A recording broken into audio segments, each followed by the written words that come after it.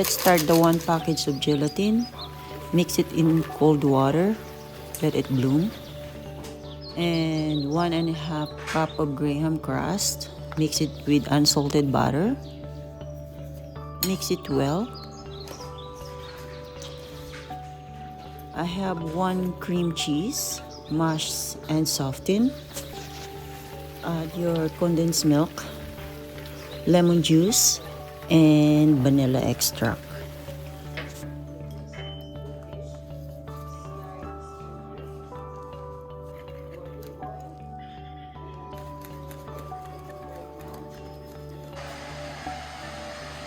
One can of fruit cocktail, drain.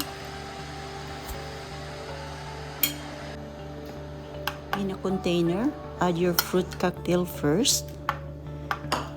Add and distribute it evenly.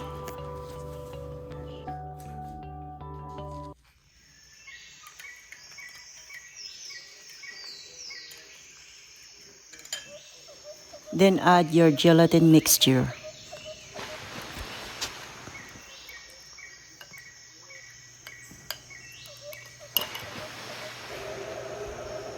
Then your cheesecake mixture.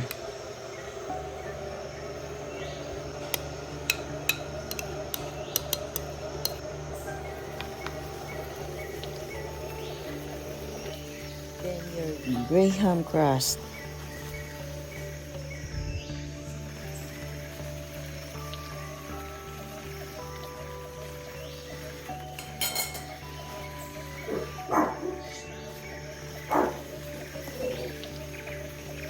Then covered and keep in a fridge for overnight for the best result.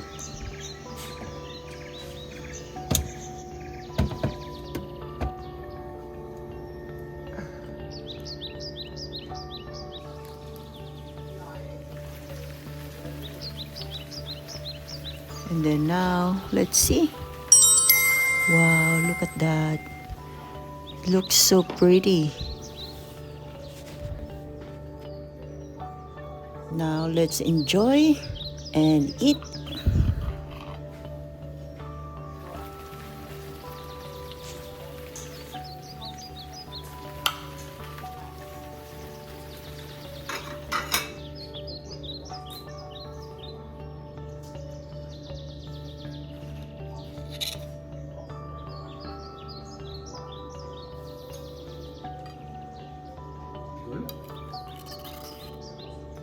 It's a real cheesecake, it's not.